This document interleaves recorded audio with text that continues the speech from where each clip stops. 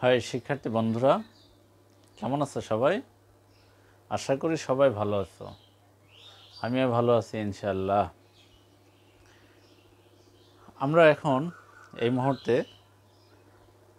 এসএসসির নবম দশম শ্রেণীর এনসিটিভি কর্তৃক যে বইগুলো প্রকাশিত হয়েছে সেই বইগুলোর মধ্যে সাধারণ গণিতের 3.2 অর্থাৎ বীজগাণিতিক রাশির অধ্যায় হচ্ছে বীজগাণিতিক রাশি, আর অনুশীলনী 3.2 এর আমরা 16 নম্বর অঙ্কটি সমাধান করতে যাচ্ছি। এই অঙ্কটা মনে রাখবা তোমরা যে এই 16 নম্বর যে অঙ্কের প্রসেসটা, যে কাজটা, এই কাজটা কিন্তু অত্যন্ত ইম্পর্টেন্ট কাজ। এই অঙ্কটা অনেক সৃজনশীলের মধ্যে আসবে বা আসে, তো সেক্ষেত্রে অঙ্কটা অত্যন্ত গুরুত্ব সহকারে কিন্তু শিখতে হবে। আমাদের অঙ্কটা শুরুর আগেই একটা বেসিক ধারণা থাকতে হবে। সেটা হচ্ছে যে এইখানে যেই প্রসেসে আছে এটা হচ্ছে a⁻⁶ আর নিচ হচ্ছে a³ এমনটা রয়েছে। এটা থেকে আমরা যখন এই প্রদত্ত রাশিটাকে ভেঙে নেব, অর্থাৎ a⁻⁶/a³ -1/a³ এমনভাবে ভেঙে নেব এক সময় প্রদত্ত রাশি উঠে। এখানে আবার কাটাকাটি করলে রেজাল্ট থাকবে হচ্ছে a³ -1/a³। এই যে এই কাজগুলো কিন্তু জানতে হবে, বুঝতে হবে, আর এমন থাকলে যেমনভাবে ভাঙতে হবে এটাও মনে রাখতে হবে।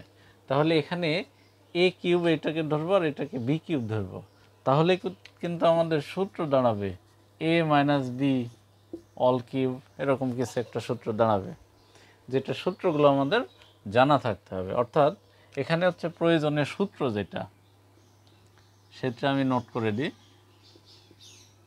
এখানকার সূত্র হচ্ছে a³ - b³, a³ - b³ এর সূত্র, এই যে এখানে যেহেতু a³ - b³ দাঁড়াচ্ছে, এটা a³ - b³ এর সূত্র হচ্ছে a - b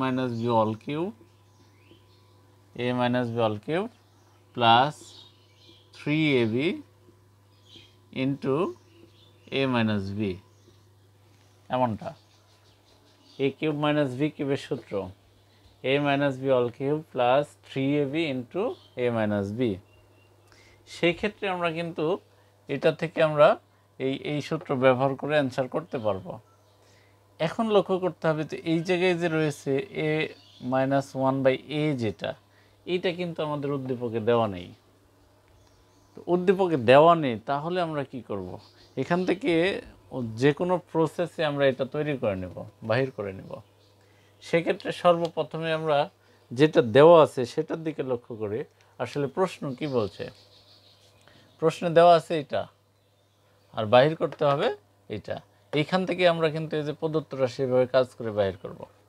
তো সেক্ষেত্রে আমরা দেওয়া আছে ওইটা থেকে এইটা কিভাবে বাহির করব, সেটা বাহির করার উপায় হচ্ছে সর্বপ্রথমে আমাদেরকে দেওয়া আছে বলে এটা নিয়ে নিতে হবে সমাধানের